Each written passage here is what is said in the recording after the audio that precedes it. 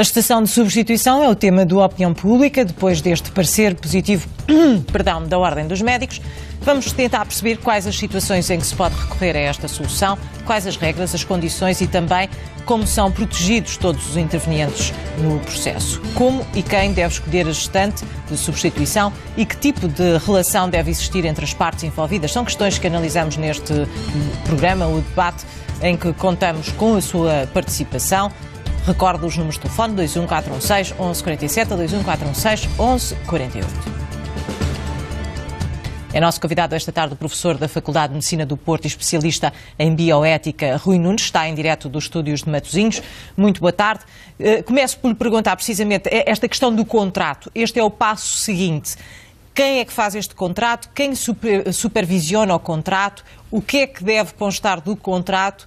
E se este contrato, eu faço já uma série de perguntas para ser mais fácil responder a todas ao mesmo tempo, e se este contrato devia ser caso a caso, ou seja, não haver um contrato modelo?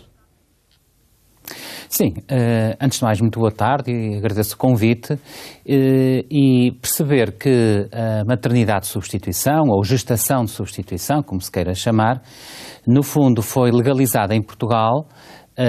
Os médicos, a Ordem dos Médicos e o Código Deontológico dos Médicos já previa esta possibilidade há largos anos atrás, mas foi legalizada sobretudo em situações de saúde reprodutiva. Portanto, não é um método alternativo de reprodução, portanto não está aqui em causa um capricho por parte dos pais ou da mãe, está em causa uma situação de doença reprodutiva, uma doença grave, uma doença que impossibilita o casal de reproduzir pelos métodos naturais, desde logo, de acordo com a lei, quando esteja em causa ou a ausência do útero, por exemplo, quando uma mulher, geralmente uma mulher jovem, teve que ser submetida em fase reprodutiva ainda a uma esterectomia, portanto a uma remoção do útero por variedíssimas lesões e doenças, como por exemplo um cancro do colo do útero, ou mesmo não tendo sido removido, está suficientemente afetado para não poder albergar uma gravidez. Mas ainda assim, esta jovem, este casal, dispõe dos gametas, portanto ovócitos no caso da mulher e espermatozoides no caso do homem, para poder conceber in vitro, portanto fora do ventre materno, digamos assim, um ou mais embriões que depois possam, no fundo, gerar vida. E vida biológica pertencente ao casal, isto é muito importante salientar, porque as pessoas, toda a gente, todos nós, temos como um dos nossos desejos mais íntimos reproduzir e reproduzir, obviamente, com o nosso material genético. É isso que, efetivamente, a maior parte das pessoas pretende e quer alcançar, e muitas vezes a todo custo. E, portanto, nestas circunstâncias, ou seja, a ausência de útero, malformação ou doença grave e, por outro lado, potencial biológico, potencial reprodutivo pela presença dos gametas, então pensou-se que, nestas circunstâncias, uma possibilidade que a medicina pode e já dá em muitos países do planeta é precisamente o recurso, enfim, o nome não é feliz, mas a uma mãe de substituição, digamos assim, a uma gestante de substituição que possa, durante o período da gravidez, albergar essa mesma gravidez quando a mulher biológica, digamos assim, o casal biológico não o pode fazer. É óbvio que este contrato que refere, neste momento, está limitado a fins não comerciais, digamos assim. Portanto, não há hipótese em Portugal, neste momento, de haver uma gestação de substituição a título oneroso, o que implica, obviamente, que seja uma pessoa que tenha uma relação próxima com a mulher e com o casal, e geralmente é precisamente ou uma irmã ou a própria mãe, como é o caso que foi agora autorizado pela Ordem dos Médicos. Portanto, e na questão do contrato, marcar bem que a questão do contrato e disto ser tão... E também quero saber a sua opinião sobre a legislação que existe em Portugal, porque nós estamos habituados a ver esta questão debatida noutros países e muitas vezes não é debatida e é simplesmente um contrato e há um pagamento. A ideia da lei em Portugal é proteger a hipótese de negócio, evitar a hipótese de negócio, mais assim. Sim, o objetivo do contrato é múltiplo, mas eu diria que os pilares centrais são, por um lado, pelo menos nesta fase, evitar esse negócio, portanto, essa mercantilização da gravidez, por um lado, e, por outro lado, também definir clara e inequivocamente quem vai ser, digamos, a mãe, porque biologicamente, no fundo, há duas mães. Há a mãe dadora dos gametas e há a mãe que vai suportar a gravidez. E, portanto, o contrato tem que definir claramente as regras do jogo. Para quê? Para que a criança que vai nascer, o nascituro, como nós designamos, tenha, digamos, o ambiente familiar absolutamente intocável depois para o seu crescimento e desenvolvimento. E esta penso que é a questão central. Quando eu olho para a questão da gestação de substituição e defendo há largos anos que, como método de ultrapassar um problema reprodutivo inultrapassável, que pode ser adequado do ponto de vista ético, mas eu olho não apenas para os interesses e os direitos do casal, e do casal que tem esse problema de saúde reprodutiva, mas olho também para os direitos da criança que vai nascer. Eu creio que tem que se encontrar um ponto de equilíbrio e penso que neste momento a lei portuguesa encontra esse ponto de equilíbrio, de modo a que os legítimos direitos, por um lado, do casal reproduzir e, por outro, da criança que vai nascer, estejam, no fundo, contemplados e protegidos. E a existência do tal contrato é precisamente para definir inequivocamente quais são os direitos e os deveres de todas as partes, tendo como fim último proteger os direitos precisamente da criança que vai nascer. E, obviamente, nesta fase, impedir o tal comércio que referiu, e bem. Em relação à questão genética de quem é a mãe, a questão, já estão uma série de telespectadores em linha e essa questão vai ser seguramente levantada. Neste caso, a mãe de substituição, chamemos assim, não tem material genético do bebé que vai nascer. Ora bom, eu não gostaria de pôr o problema do ponto de vista genético ou biológico. É evidente que, eu comecei por dizer há pouco, que qualquer ser humano, homem ou mulher, sobretudo jovens em fase reprodutiva, gostam de ter um filho que lhe chamam seu. E seu não é apenas do ponto de vista cultural, é também do ponto de vista biológico e do ponto de vista genético. Mas a genética não é tão simples nem tão clara como possa parecer à primeira vista. Ou seja, o que é que eu quero dizer com isto? É que não gostaria de maneira nenhuma que a assim chamada mãe de substituição fosse considerada como uma espécie de incubadora. Isso era a pior coisa que podia acontecer, porque é um ser humano que solidariamente e altruisticamente se disponibiliza a gerar vida.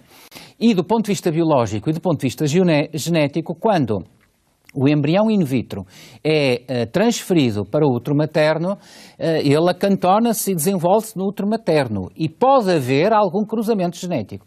Por consequência, embora seja uma questão muito residual, não é totalmente líquido e legítimo dizer que a mãe de substituição é um mero suporte, quase que uma incubadora do ponto de vista biológico. Também não é. E nem acho que se ganhe com esse debate. Agora, é certo que a criança que vai nascer é, essencialmente, geneticamente, filha dos dadores de gametas. Pois, isso é era isso, a questão era essa. Eu coloquei-lhe a questão isso assim. Isso não há nenhuma dúvida. É a dúvida que vai ser colocada e que é colocada por muitos céticos em relação a este método é quem é a mãe. E a mãe aqui, claramente, é a mãe que deu o ovócito, certo? Sim, eu creio que esse é o espírito da lei. É claríssimo. Nós não podemos subverter aquilo que é o espírito desta lei, que é uma lei moderna e que nos coloca na vanguarda destas matérias. E o espírito desta lei é utilizar a gestação de substituição como uma técnica de procriação assistida para suprir um problema gravíssimo de saúde reprodutiva de um casal. E, portanto, se o casal mantém os gametas, portanto, o produto biológico, digamos assim, obviamente que o filho biológico vai ser seu. Quanto a isso não há nenhuma dúvida, e a lei em geral, a sua regulamentação e o contrato de que falámos há pouco, prevê isso mesmo.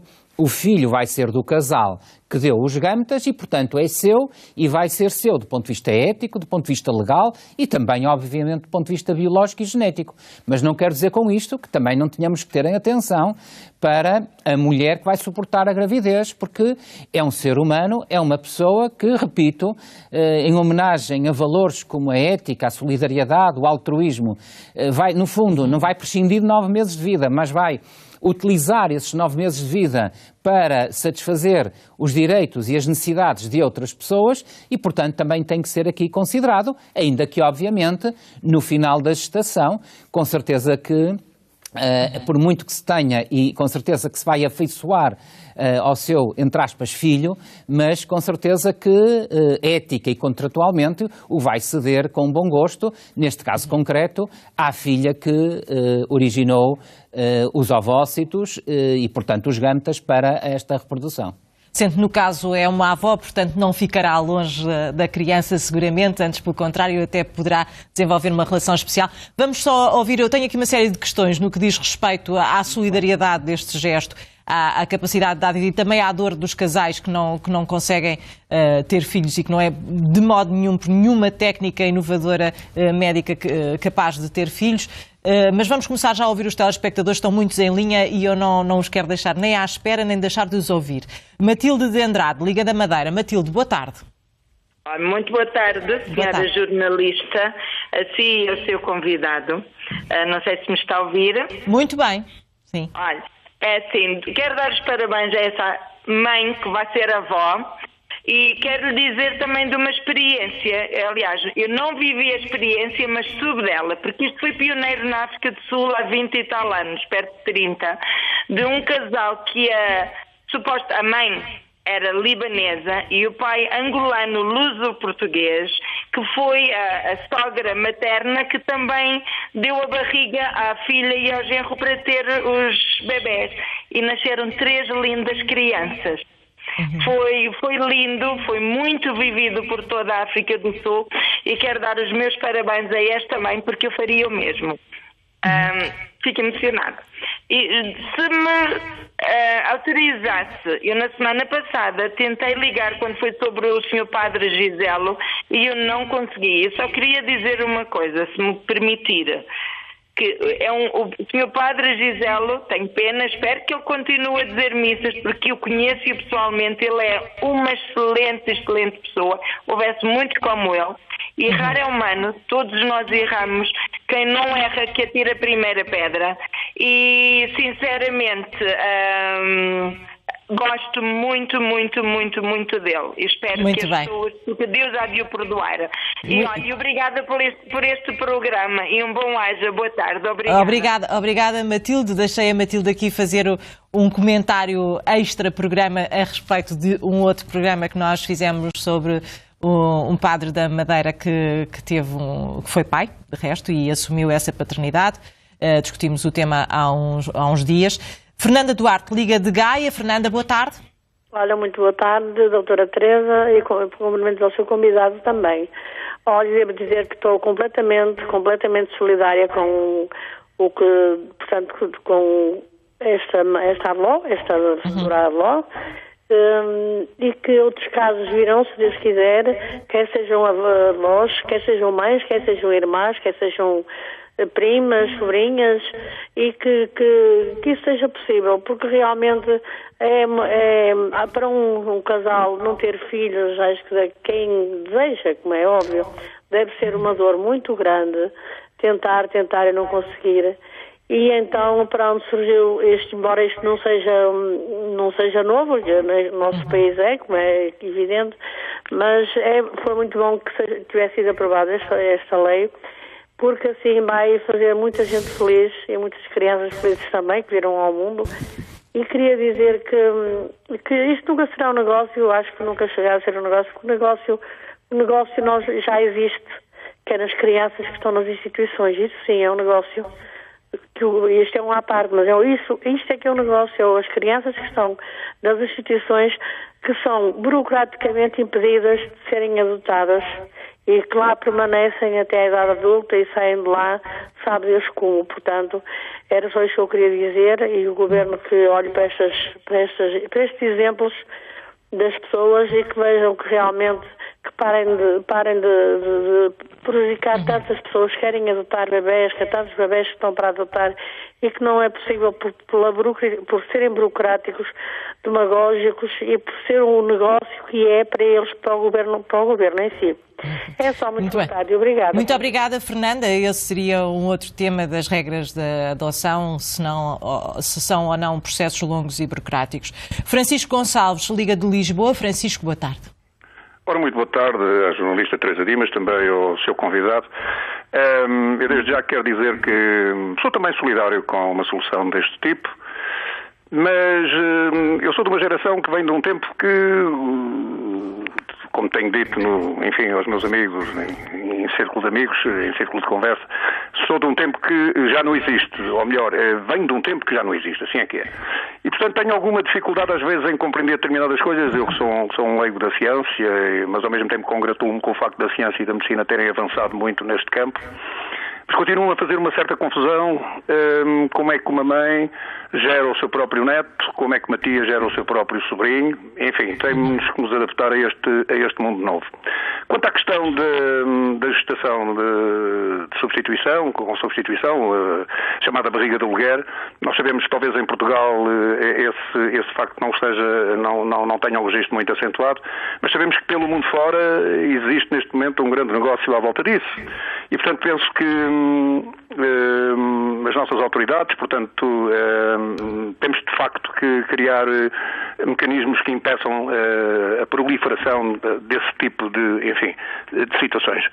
E é tudo.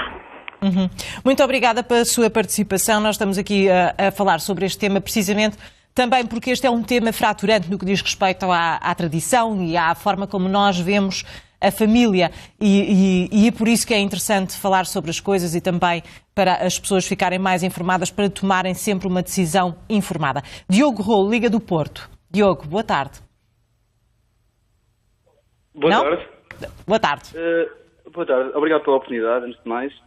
E eu queria perguntar, a minha questão é, será que este é o melhor método para ter um filho, para quem não pode engravidar?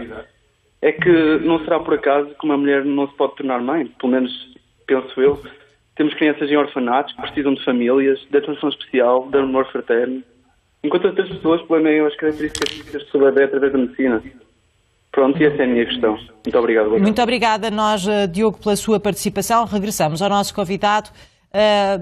Aqui as pessoas, eu começo já por esta questão da tradição, da família tradicional como nós a vemos. De facto, esta é uma questão complicada para explicar a essas pessoas. Mas há pouco queria falar de declarações do Presidente do Conselho Nacional de Procriação Medicamente Assistida, que dizia que isto é uma questão de solidariedade e que as pessoas têm que se imaginar no papel dos casais que de maneira nenhuma conseguem ter filhos, das mulheres que não têm útero. E ser um bocadinho solidários e perceber a angústia que é para alguns casais. Não estou a ouvir agora. Não estou a ouvir. Não está a ouvir. Estamos aqui agora com... já estou. Já está. Já não estou, sei se ouviu... Era juntando... A questão da solidariedade. Ouvi. Muito bem. Queria um comentário seu esta questão. Eu penso que... Também colocando, peço desculpa estar a interromper, mas também comentando este último telefonema que se referia, e esta é uma questão que vai atravessar este debate que nós vamos ter aqui, a questão da família tradicional. Sim. Ora bom, em primeiro lugar, creio que se pode dizer que o problema é de solidariedade, mas não é só de solidariedade. Isto é, há questões geracionais, obviamente, há questões de tradição, mas a verdade é que Portugal, felizmente, ao longo dos últimos anos, tem-se inscrito cada vez mais no grupo das sociedades mais civilizadas, embora os portugueses às vezes tenham muitas críticas, mas quando olhamos para o Índice de Desenvolvimento Humano das Nações Unidas, vemos que Portugal está a avançar, paulatinamente, e, portanto, este conjunto de tecnologias que, no fundo, permitem gerar vida e satisfazer necessidades de casais que querem ter um filho quase que a todo custo, para ultrapassar a tal dor que a nossa telespectadora falou há pouco. E, portanto, este conjunto de tecnologias, no fundo, vai ao mais íntimo que a pessoa humana tem. Portanto, há naturalmente aqui valores como a solidariedade, mas há valores, para mim, ainda mais profundos, que têm a ver com o respeito pelas pessoas, pelo respeito pela sua dignidade e pela possibilidade que qualquer sociedade deve dar aos seus membros, homens e mulheres em igualdade, de se autorrealizarem. E ter um filho é, obviamente, para muitos, para quase todas as pessoas, um dos principais motivos de autorrealização e de concretização dos seus projetos de vida e dos seus projetos existenciais. Portanto, dito isto, é evidente que houve uma evolução aqui assinalável. Tradicionalmente, dizia-se que a reprodução era apenas pelas vias naturais. Depois percebeu-se que havia, mesmo em Portugal, muitas centenas de milhares de casais que não podiam reproduzir e que isso em si não representava nenhum mal e que, se a medicina pode ajudar estas centenas de milhares de casais a ter filhos, o filho que sempre desejaram, é uma obrigação ética fazê-lo. Portanto, para um médico que, nos termos da lei, nos termos da ética, nos termos da sua deontologia, tem esta possibilidade, naturalmente que se os pais o desejam, ele tem a obrigação de satisfazer este pedido e esta necessidade. Portanto, eu diria que, primeiro, há valores muito profundos e civilizacionais que estão por trás desta visão do mundo e desta visão da medicina e desta ética médica. Segundo, a questão da tradição. Obviamente, a tradição vai mudando com a evolução das sociedades e, portanto, se hoje a medicina consegue ultrapassar estes problemas como muitos outros, por exemplo, o planeamento familiar, não vamos querer que os casais e as mulheres não recorram ao planeamento familiar só porque tradicionalmente não o faziam. Portanto, esta possibilidade das pessoas fazerem escolhas livres em matéria de reprodução é uma das grandes conquistas das civilizações modernas. E o próprio conceito de família, em grande medida, também tem a ver com esta trajetória. A família, obviamente, tem uma dimensão nuclear, tradicional, que ninguém, obviamente, quer combater, do pai, da mãe, dos filhos, mas nós sabemos que hoje há muitos padrões de família. E família hoje tem muito mais a ver com um ambiente de carinho, de amor, de cuidado face àqueles que vão nascer, aos recém-nascidos, às crianças, e não tanto quanto à estrutura tradicional. Há famílias, por exemplo, monoparentais, há famílias onde os pais se separam, portanto, há muitos conceitos de família, inclusivamente mais recentemente, há famílias de pessoas do mesmo sexo e, portanto, não é tão importante hoje a estrutura biológica e tradicional da família, mas sim as condições que se dá a quem vai nascer, aos recém-nascidos, às crianças, para terem uma educação saudável, para terem um ambiente familiar estável, no fundo, para que possam ter todas as condições à partida, uma genuína igualdade de oportunidades à partida, para depois se desenrolarem na vida, cumprirem com os seus objetivos mais últimos. E aproveito esta parte do seu comentário para ouvir agora em direto ao telefone a deputada Isabel Moreira do PS, que de resto tem sido o rosto de um quebrar com a tradição e um rosto das novas famílias. Isabel Moreira, boa tarde. Na sua opinião, esta gestação de substituição pode ir um pouco mais longe? Sim, em primeiro lugar, eu gostava de defender a gestação de substituição basicamente dizendo três coisas. Que é a própria Constituição que obriga o legislador a regulamentar a procriação medicamente assistida nas suas várias dimensões. Ou seja, é, do ponto de vista da Constituição, proibido que a lei não contemple outras formas de constituir família que não a biológica, dita natural, se é que me faço entender. Depois há direitos fundamentais que estão em causa, que é o direito à maternidade, o direito a constituir família, o direito à saúde e, portanto, a lei que foi aprovada no dia 13 de maio consegue fazer uma conjugação destes direitos e acautelando, evidentemente, a dignidade da pessoa humana, sobretudo, estando eu agora aqui a pensar na mulher gestante, que acho que deve ser uma mulher valorizada neste debate. Isto é, muitas vezes quem contradiz esta lei desvaloriza a mulher gestante, no fundo recondula a um objeto, e não é. É uma pessoa participante num projeto de felicidade, autónoma, que tem de, obviamente, preencher diversos requisitos. Aliás, é uma gestante substituição, não há barrigas de aluguer em Portugal, o aluguer é crime, e, evidentemente, quanto ao argumento da tradição, a tradição, felizmente, não é fonte de direito, senão não estaríamos aqui numa sociedade plural. Eu votei, evidentemente, a favor da lei, gostaria, inclusivamente, que ela fosse mais longe, e foi isso que escrevi na minha declaração de voto, no sentido de ser acessível a casais de homens. Penso que a lei nasceu com essa discriminação. E em relação a essa hipótese, nós estamos aqui a debater esta questão da gestação de substituição. Se acha que estamos preparados para dar esse passo, para ir um pouco mais longe? Acho que sim, acho que foi, nessa altura discutiram-se 2 diplomas, não é? O alargamento da procriação medicamente assistida a todas as mulheres, independentemente da sua orientação sexual ao Estado Civil, e aí não havia nada a discutir, era apenas eliminar uma discriminação legal, e depois, por iniciativa do Bloco de Esquerda, criou-se do nada, isto é, um método de procriação medicamente assistida que ainda não existia. E evidentemente que é uma lei que traz felicidade a muitas pessoas, e ainda bem, e estou muito feliz por esta avó e por esta filha e pela criança que vai nascer, por este projeto de felicidade que se vai concretizar, assim como estarei feliz por outros, mas acho que estamos preparados e poderia ter sido corrigido logo na feitura da lei esta possibilidade de incluir casais de homens. Não vejo qual é que é a razão para obstaculizar, uma vez que os casais de homens já podem ser pais, não é? Podem adotar. Em relação à questão de... Nós estávamos aqui a debater a questão do contrato, de existir um contrato. É também, e queria um comentário seu à própria qualidade da legislação, é uma forma de evitar que seja um negócio.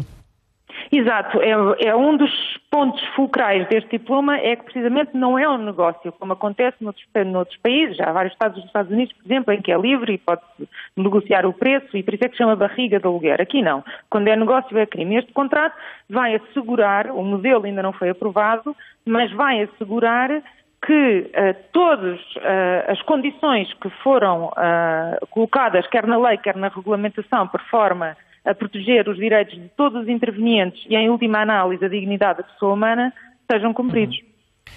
Isabel Moreira, agradeço a sua participação no Opinião Pública. Regressamos aos telefonemas. Patrícia Silva, Liga de Lamego. Patrícia, boa tarde. Há 10 anos atrás passei por uma situação de uma fertilização in vitro, onde foi feito a nível particular, porque não tive hipótese pela idade que tinha. Diziam que para a primeira consulta demoraria 8 ou 9 anos, eu tenho endometriose, logo poderia nunca conseguir ter um filho. Na altura a minha irmã ponderou ser ela uma barriga de aluguer, soube logo que isso não era possível. Eu ouvi aí um comentário onde um senhor dizia que para ter filhos podia-se adotar, mas nós, quando estamos numa situação destas, aquilo que nós mais queremos é tentar ter por nós. Não quer dizer que não seja a mesma coisa. Quando adotamos temos que dar carinho e considerá-los como filhos, mas nós temos o direito de poder ser pais. Ouvi uma pessoa que me disse que o meu filho não era uma criança, era uma coisa. Pois olha, essa coisa tem 10 anos, é a melhor coisa da minha vida. Seguramente não é uma coisa de todo. Patrícia, obrigada pela sua partilha, pelo seu testemunho. Eu vou só aqui a propósito desta questão que a Patrícia deixou aqui e de quando falharam, regressar ao nosso convidado, quando falharam todas as hipóteses, ou foram falhando as hipóteses de fertilização in vitro, depois, como percebemos, acabou por correr bem. Neste caso da mulher se aproximar de uma idade em que possivelmente vai ter ainda mais problemas em engravidar, a gestação de substituição não se pode colocar. Ora bom, neste momento, dada a nossa legislação e também aquela que penso que é a interpretação da própria Ordem dos Médicos e do Conselho Nacional da Procriação Medicamente Assistida, possivelmente não. Mas nada obsta a que no futuro se possa tentar enquadrar esse tipo de situação. É evidente que temos que perceber, como disse aliás a senhora deputada Isabel Moreira, que esta legislação em Portugal é relativamente recente e não tendo partido do nada, mas está a dar agora os primeiros passos. E compreende-se que estes saltos civilizacionais em temas fraturantes, como disse há pouco, que careçam de alguma prudência e que esses avanços sejam paulatinos, até para ir percebendo como é que a sociedade reage a estes avanços. Pelo programa de hoje, percebe-se bem que a generalidade da sociedade, ou pelo menos dos intervenientes, são extraordinariamente favoráveis a esta técnica. E, portanto, é natural que com o passar dos tempos que se possa tentar alargar o leque de pessoas que sejam elegíveis para beneficiar deste tipo de tecnologia.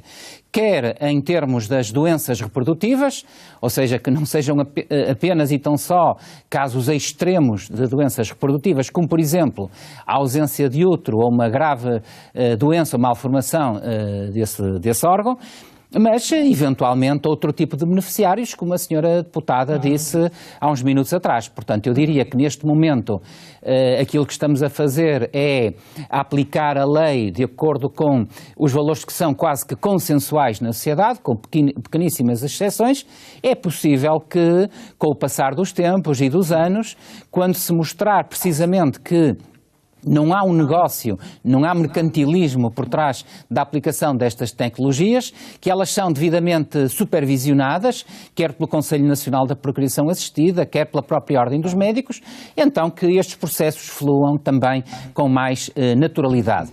Pessoalmente também faço votos para que, com o passar dos tempos, quando se perceber que o óbvio, que os médicos que participam nestes procedimentos são pessoas de bem, estão aqui para ajudar as pessoas e os casais a ter felicidade, como foi dito há pouco, e a concretizar uma das suas principais expectativas de vida, e que quando se perceber isto, que se calhar não haja a necessidade de toda esta supervisão, que se calhar faz sentido hoje porque estamos a dar os primeiros passos, mas amanhã, como em qualquer prática médica, como quando um médico trata um doente com cancro, ou faz uma operação ortopédica, ou tem uma outra qualquer intervenção clínica, que se confie nos médicos e na ética médica, porque, repito, na sua decisão, a sua formação profissional e ética não vai fazer com que haja, espero eu, desvios nesta matéria, como não haja desvios noutras. Portanto, eu creio que há espaço para aprimorar a lei em muitos sentidos, mas também acredito que os avanços na sociedade se fazem por pequenos passos e às vezes por pequenos grandes passos, como é o caso desta lei, e portanto se calhar amanhã, e se calhar mais rapidamente do que julgamos, o caso que contemplou a última telespectadora possa vir a estar previsto com toda a naturalidade na legislação portuguesa e na prática médica do nosso país. Vamos continuar a ouvir os telespectadores. Fátima Gonçalves, Liga de Guimarães. Fátima, boa tarde. Boa tarde, peço imensa desculpa pelo tom da minha voz. Queria falar um pouco também de mim. Também sou mãe, tenho 2 filhos, fui mãe há cerca de um mês. O primeiro filho foi resultado de um tratamento. Não são coisas, são nossos, são carne e osso. E eu gostava que as pessoas pusessem um bocadinho no lugar de quem passa por isso durante anos e não consegue nada. Acaba por ser muito complicado para nós, enquanto casais, querer ser pais e não conseguirmos. Fora a parte financeira, porque nós, para pensar, há casais que estão anos a tentar fazer tratamentos com as barrigas de aluguer, isso pode acabar. Acho que às vezes, se nós falamos tanto em família tradicional, 2 homens ou 2 mulheres já não é uma família tradicional. Já não existe famílias tradicionais há muitos anos. Porque é que as pessoas são contra algo que nós, enquanto pais e mães, temos o direito de ser felizes, de ter um filho? É verdade, falam na adoção, mas se as pessoas estivessem no nosso lugar, queriam saber o que era gerar, sentir um pontapé na barriga, sentir o que é nosso. Acho que, acima de tudo, toda a comunidade em geral deve tentar pôr-se um bocadinho no lugar do outro. E, ao fim e ao cabo, isto acaba por não ser um negócio, acaba por não ser remunerado. A partir do momento que não é remunerado, eu não vejo mal nenhum, mesmo que fosse remunerado. Se eu tivesse andado anos a tentar ter um filho e mesmo que fosse remunerado, eu iria atrás disso, porque eu queria ser mãe. Acho que a comunidade em geral deve pensar que nunca vamos agradar a gregos e troianos. E, acima de tudo, aquilo que as pessoas mais dizem é que mãe não é quem pare, mãe é quem cria, quem ama. Portanto, a minha opinião é que ainda bem que existe cada vez mais pessoas com uma mente mais aberta e que é possível em Portugal ser mãe sem termos que submeter a tantos tratamentos e não ter nada em troca. Obrigada, era só. Obrigada a nós, Fátima, obrigada e parabéns pelos seus 2 filhos. Aqui temos que regressar outra vez ao nosso convidado, porque a Fátima deixou aqui uma questão que é muito importante. Estes tratamentos de fertilidade, para além do tempo, do desgaste emocional, nós vimos já 2 telespectadoras a contarem a sua experiência, que se emocionam muito. Isto é muito desgastante para a família, é desgastante para as mulheres e é desgastante financeiramente. Esta questão financeira é pertinente. Sim, e desde já dizer que estou em total solidariedade com a telespectadora e que me sintonizo completamente com os seus valores e com aquilo que ela disse. Agora, não deixa de ser um problema para a nossa sociedade e para o nosso sistema de saúde a questão do custo deste tipo de tratamento. Creio que também não era um bom indicador civilizacional se tratasse de tecnologias apenas para pessoas ricas. Uma sociedade desenvolvida, daquelas que querem estar na vanguarda do desenvolvimento. Mas, doutor, vamos só aqui, se não se importa, deixe-me só interrompê-lo aqui numa questão. A questão, nós tivemos aqui uma telespectadora que acabou por fazer fertilização fora, no privado, pagou, e fala também do tempo. Em relação ao custo, uma gestação de substituição, e peço imensa desculpa estar aqui a falar em números, mas para esclarecer esta parte, a telespectadora diz que acaba por ser mais acessível a mais pessoas do que um tratamento que não seja comparticipado pelo Estado. Sim, vamos lá ver. Pode-se fazer este raciocínio, é uma questão. É só porque ela é pertinente de facto e já agora vamos falar sobre ela e pedir a sua ajuda. Sim, muito bem. Mas, só mesmo para concluir o meu raciocínio, eu gostaria de uma sociedade e um sistema de saúde que providenciasse este tipo de acesso tecnológico, digamos assim, a qualquer pessoa, independentemente do seu rendimento. Dito isto, é evidente que algumas técnicas de procriação medicamente assistida são particularmente dispendiosas. A injeção intracitoplasmática de espermatozoides, o diagnóstico genético para a implantação, etc, etc. Estou em crer também que com o passar do tempo e à medida que o Estado incorpore estas tecnologias no seu seio, o preço tende a reduzir dramaticamente. Ou seja, os preços são muito elevados em grande medida porque são praticados no setor privado. Se amanhã o Estado considerar uma prioridade ética da saúde a procriação assistida, provavelmente os preços tendem a baixar e assim o problema suscitado não é tão complexo. Ainda assim, nos dias de hoje tem alguma razão.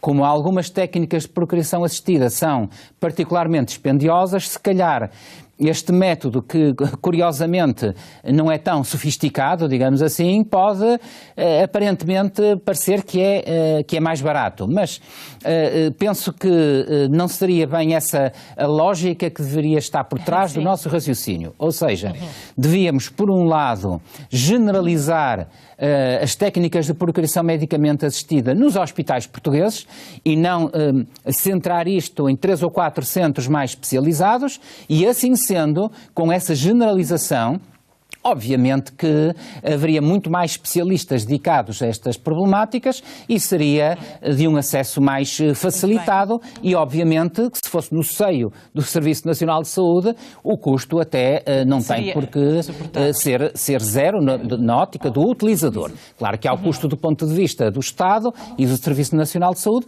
mas para o utilizador estaria, obviamente, em caridade. Doutora, aqui a telespectadora falava também da frustração que o processo envolve. Claro, mas isso, quem conhece pessoas e casais, amigos ou familiares de todos os estratos sociais que tivessem ou que tenham ainda problemas de reprodução, percebe que é um drama familiar, ou seja, que toda a vida familiar, durante larguíssimos anos, até que o problema está ultrapassado, se é que alguma vez está, toda a dinâmica familiar gira em torno daquela questão e daquela possibilidade e plausibilidade de ter um ou mais filhos. E, portanto, essa componente emocional é particularmente importante e, por isso, pessoalmente defendo há largos anos que com estes contornos, com estas regras éticas, com esta supervisão jurídica, obviamente que todos estes avanços são uma enormíssima mais-valia para a humanidade em geral e para os casais com problemas reprodutivos em particular. E, portanto, temos é que nos debruçar sobre eles, sobre as distintas evoluções que podem existir. É evidente que amanhã, se calhar, vamos chegar à conclusão que há casais que são elegíveis, ou seja, que têm este problema sério de reprodução, por exemplo, a mulher não ter útero, mas que não tenham uma mulher no agregado familiar, uma gestante que se disponibilize por muitos motivos, alguns deles até de saúde, e mais cedo ou mais tarde também vamos ter que olhar para esses casos, tendo obviamente como baliza a questão já referida da não instrumentalização e do não mercantilismo associado a estas situações. Mas mais uma vez vamos ter que olhar para todos estes casos, porque, como a nossa telespectadora nos fez muito bem ver, há aqui questões muito profundas de emoções e de humanidade que não podem ser descuradas. Vamos avançar para ouvir mais telespectadores. Emília Queiroz, Liga de Loures. Emília, boa tarde. Boa tarde. Boa tarde. Olha, eu gosto muito de vos ouvir. O programa é ótimo. E assim, eu já tenho 65 anos, tenho 2 filhos, mas perdi 3. E fui sempre internada aos 2 meses. Pronto, eu tinha família que me ajudava a pagar rendas de casa e não sei o quê, mas pronto, ajudavam-me. Porque nem toda a gente pode estar 7 meses internada. Uhum. E pronto, e com muito sacrifício tenho 2. E fui sempre operada de cesariana. Perdi vários e eu estou de acordo e se isto fosse para a votação eu votava a favor, que acho muito bem que uma mãe, uma avó, uma tia, uma prima que possa fazer isto. Acho muito bem. Muito bem, Emília, agradeço a sua participação. Helena Lopes, Liga do Algarve. Boa tarde, Helena. Boa tarde. Boa tarde. Boa tarde. Olha, é assim, eu ao ouvir certas respostas e perguntas de certas pessoas fico revoltada, porque é uma situação que ocorreu comigo. Eu não sou mãe, lutei muito para ser, sofri muito e este desgosto vai-me levar até o fim da minha vida. Só que eu tive o azar de encontrar um médico muito mau. Eu não sou contra a barriga de aluguer, em contrário, sou a favor. Acho que devia de haver mais. Não tem negócio. Porque a gente sofremos muito com isto. Eu, com tudo isto, sofri muitos anos, estive grávida 7 vezes, uma era sempre pior que a outra. Depois, quando chegou a altura de eu ter uma gravidez que consegui aguentar um certo tempo, essa foi por água abaixo, encontrei um médico espetacular, já não havia nada a fazer, porque o primeiro estragou-me tudo, mesmo que eu quisesse fazer a inseminação, não conseguia, porque ele conseguiu estragar tudo o que havia dentro de mim.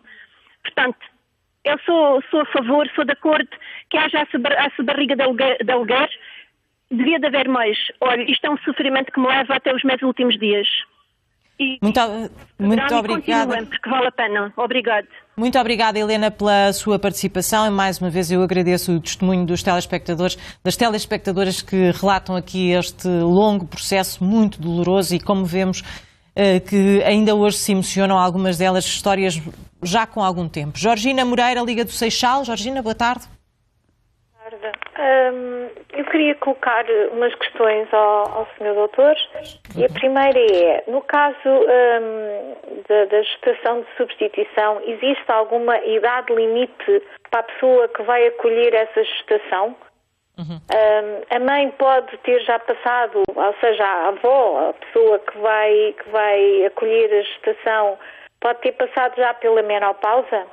A outra questão é, no final da gravidez, o que poderá acontecer a esta mãe ou esta avó que vai receber esta gestação durante 9 meses, porque eu sei que depois, após parto, a avó, neste caso, vai ter algumas carências e vai ficar com algumas carências a nível do seu organismo. Há depois algum seguimento para esta pessoa que substituiu a mãe efetiva? Muito bem, são questões muito importantes. Georgina, obrigada pelas questões que nos deixa aqui. Eu, para não correr o risco de depois não ter tempo de responder às questões, passo já a palavra para responder a esta telespectadora. precisamente na questão da idade, porque também este caso que foi aprovado pela Ordem dos Médicos fala precisamente disso, de uma avó que tem 50 anos, se aqui a questão da idade é ou não importante e a questão do final da gravidez e o acompanhamento. Ora bom, antes de mais, duas fantásticas questões e que nos alertam a todos da pertinência destes debates para termos mais consciência dos problemas que enfrentamos. A questão da idade, obviamente que se percebe várias coisas. Primeiro, que hoje as pessoas vivem até muito mais tarde, portanto a esperança de vida média hoje é muito maior, décadas mais do que era nos anos 50 ou nos anos 60 do século passado. Portanto é natural que o período reprodutivo também, pelo menos com acompanhamento médico, se possa estender um pouco. Obviamente que se percebe que há limitações naturais que a própria medicina não consegue ultrapassar. Por conseguinte, obviamente que se a mulher já atravessou a menopausa e não há condições de a reverter, não estará a priori em grandes condições de o fazer. Portanto, a idade, se bem que não haja uma baliza, digamos assim, porque com a evolução da esperança de vida, com a melhoria das condições de vida, com o apoio médico e farmacológico, naturalmente que o fator idade tende a não ser estático, digamos assim, mas há barreiras para já fisiológicas que não permitem esticar, digamos assim, o processo reprodutivo por muitos mais anos do que aqueles que esta avó, no fundo, tem para poder reproduzir. Antes de avançarmos para a outra questão que nos deixou a telespectadora, esta questão deste caso que foi agora aprovado pela Ordem dos Médicos, quanto tempo é que vai demorar até se ter tomada uma decisão, tendo em conta que a avó tem 50 anos? Ora bem, eu penso que não haverá problema em a decisão demorar mais dia, menos dia, porque a questão é esta. Primeiro, um problema mais complexo do que este seria pensarmos em mulheres, para além do período reprodutivo natural, digamos assim, poderem elas próprias reproduzir. Porque aí não havia apenas o problema da gestação, mas haveria o problema da gestação mais da educação da criança. E, portanto, podia-se colocar em abstrato a questão de saber se uma pessoa com mais idade estaria em condições de educar um filho e um recém-nascido. Mas como não é o caso é apenas de gestação, e com todo o apoio e o respeito que me merece esta circunstância, enquanto houver condições biológicas, mesmo com apoio médico e farmacológico, obviamente que a gestação, penso eu, vai decorrer com toda a naturalidade e com toda a segurança, com o acompanhamento médico mais profissional e mais adequado. Portanto, eu creio que mais dia, menos dia, seja um fator decisivo nesta matéria, mas então, obviamente... Doutor Rui Nunes, temos só aqui um minuto e eu queria que respondesse à pergunta final, que é no final da gravidez, qual é o tipo de assistência, que tipo de ligação se dá de mamar, como é que vai ser esta relação? Ora bom, eu diria que essa é uma das principais questões éticas e também legais relacionadas com esta prática. E não é por acaso que muitos países, já foi aqui citado pela deputada Isabel Moreira, legalizaram a maternidade a título oneroso, precisamente para ir buscar alguém que, à partida, se vai distanciar afetivamente desta gestação.